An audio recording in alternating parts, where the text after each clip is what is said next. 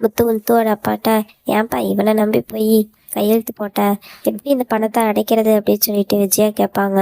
அதுக்கு முத்துவோட அப்பாவும் இருந்துட்டு, பார்த்துக்கலாம், கையெழுத்து போட்டுட்டேன், நான் பண்ணி தானே ஆகணும் அப்படின்னு சொல்கிறாரு. அதுக்கு இவன் கம்மனே இருக்க மாட்டான் அப்படின்னு சொல்லிட்டு முத்து திட்டுவார். டே அவனை திட்டாத, கம்மனிடுறா அப்படின்னு சொல்லிட்டு முத்துவோட அப்பாவும் சொல்லுவாங்க. அதுக்கப்புறம் மனோஜ், யாரும் எனக்காக கஷ்டப்பட வேண்டாம், என் ஷேரை கொடுங்க அப்படின்னு சொன்னதும் அங்கே இருக்கவங்க எல்லாரும் ஷாக் ஆயிடுவாங்க. என் சொத்தை பிரித்து கொடுங்க, நான் கடனை கட்டிக்கிறேன் அப்படின்னு சொல்லுவாங்க. இதை கேட்டுட்டு முத்துப்பா நீ இந்தளவு ஆயிட்டியா அப்படின்னு சொல்லிட்டு முத்து மனசு போட்டுட்டு அடின்னு அடிக்கிறாங்க. அடிக்காத அப்படின்னு சொல்லிட்டு விஜயாவும் தடுக்கிறாங்க. இப்போ ஆறு இவன் என்ன பேச்சு பேசுகிறான்னு சொல்லிட்டு சொத்தை பிரிக்கணுமாம்மா அப்படின்னு சொல்லிட்டு முத்து சொல்லுவார். அதுக்கப்புறம் விஜயாவும் எல்லாம் இவளால் வந்தது அப்படின்னு சொல்லிட்டு ரோகிணியை சொல்லுவாங்க. ஆண்டி நான் என்ன பண்ணேன் அப்படின்னு ரோகிணி கேட்பாங்க. உன்னால தானே இந்த ஆர்டர் வந்துச்சு, நீ தான் இப்படி பண்ணுற அப்படின்னு சொல்லிட்டு, உன்னால தான் ஒரு ஆசையால் தான் இப்படி ஆச்சு அப்படின்னு சொல்லிட்டு விஜயா திட்டுவாங்க. அப்புறம் உடனே மனோஜ் போய் அம்மா சொத்தை பிரித்து கொடுக்க சொல்லுமா அப்படின்னு சொல்லிட்டு சொல்லுவாங்க. டேய், நான் உயிரோடு இருக்க வரைக்கும் அது நடக்காதுடா, சொத்தெல்லாம் பிரிக்க முடியாதுடா, நீ வாங்கின கடனை நீ தாண்டா அடைக்கணும் அப்படின்னு சொல்லிட்டு விஜயாவும் நல்ல வேலை சப்போர்ட் பண்ண மாட்டாங்க. அதுக்கப்புறம் அண்ணாமலையும் எதுவுமே பேசாமல் அங்கேருந்து போயிடுவார். மனோஜ் ரூம்குள்ளே போகையில் கிறிஸ் அப்பா அப்படின்னு சொல்லி கட்டி பிடிப்பாங்க. டேய் அப்படின்னு சொல்லிட்டு மனோஜ் கிறிஸ் அடைச்சிருவாங்க. எதுக்கு நீ அடிச்ச அப்படின்னு சொல்லிட்டு ரோகிணி கேட்டதோ, உன்னையும் அடிப்பா அப்படின்னு சொல்லிட்டு கழுத்தை பிடிச்சி நெரிச்சிருவாங்க கல்யாணின்னு நினச்சிட்டு. எதுக்கு இப்படி நெருக்கிற அப்படின்னு சொல்லிட்டு ரோகிணி அழுததோ, ஓ நீ ரோகிணியா, சாரி மன்னிச்சிரு, அது அம்மா அப்பாலாம் திட்டினாங்களா, அந்த டென்ஷனில் பண்ணிட்டேன் அப்படின்ட்டு மனோஜ் சொல்லுவார். அதுக்கப்புறம் கிறிஷ் போய் மீனாட்ட சொல்லல, மீனா சரி அழுகாத அப்படின்னு சொல்லி கிறிஷை சமாதானப்படுத்திட்டு இருப்பாங்க. அப்போ முத்து என்னாச்சுன்னு கேட்பாங்க. முத்துட்ட சொன்னதும், இரு நான் அவனை போய் என்னன்னு கேட்குறேன் அப்படின்னு சொல்லிட்டு சண்டைக்கு போவா, நீங்கள் கம்முன்னு இருங்க அப்படின்னு சொல்லிட்டு மீனா உட்கார வச்சிருவாங்க. அதுக்கப்புறம் அண்ணாமலை அழுதுட்டு உட்காந்துருப்பாங்க. முத்து மீனாவும் போய் பார்த்துட்டு, ஏங்க அழுகிறீங்க அப்படின்னு சொல்லி கேட்பாங்க. இல்லை நான் சொத்து பிரித்து கொடுத்துருக்கணும் அப்படின்னு சொல்லி அண்ணாமலை சொல்லுவாங்க.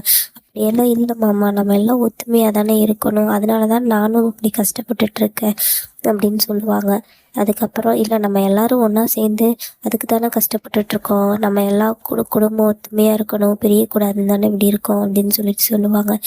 இல்லை சொத்து பிரிக்கணும், நான் நாளைக்கு போய் பார்க்குற அது விஷயமா அப்படின்னு அண்ணாமலை சொல்லுவார். அதெல்லாம் வேண்டாம், நீங்கள் கம்முன்னு போய் படுங்க, ரெஸ்ட் எடுங்க அப்படின்னு சொல்லிட்டு அண்ணாமலை போய் தூங்க போயிடுவார். அதுக்கப்புறம் இந்த கோவத்தை முத்து போய் உன்னால தாண்டா அப்படின்னு சொல்லிட்டு அந்நேரத்துலேயே கதவை திறந்துட்டு சண்டை கட்டுவாங்க. என்ன இந்நேரத்துக்கு இப்படி பண்ணுறீங்க அப்படின்னு சொல்லிட்டு ரோகிணி கேட்பாங்க. அதுக்கு முத்து இருந்துட்டு, இது இவன் என் அண்ணா, நான் என்ன வேணால் பண்ணுவேன், உன் வேலையை பாரு அப்படின்னு சொல்லுவாங்க. ஹலோ, இவரோட ஒய்ஃப் நான் அப்படின்னு சொன்னதும் மீனா கோவம் ரோகிணி இந்த குடும்பம்னா ஒத்துமையாக இருக்கணும், உன் வீட்டுக்கார்கிட்ட நீ தான் சொல்லணும், இந்த மாதிரி குடும்பத்தெல்லாம் பிரிக்கக்கூடாதுன்னு சொல்லணும், நீயும் சேர்ந்து சப்போர்ட் பண்ணாத, அதுக்காக தான் நாங்கள்லாம் அமைதியாக இருக்கோம் சரியா அப்படின்னு சொல்லிட்டு சொல்லுவாங்க. கிருஷ்ண மேலே கையை வை உனக்கு இருக்கு அப்படின்னு சொல்லிட்டு முத்து மிரட்டிட்டு உள்ள ரூமுக்கு போயிடுவார். அதுக்கப்புறம் மீனா விஜயாவோட ஃப்ரெண்டு வீட்டுக்கு போய் பூ கொடுத்துட்டு வருவாங்க. அப்போ கரெக்டாக கதை சொல்லிகிட்டு இருப்பாங்க. அதை மீனா பார்த்துட்டே இருப்பாங்க.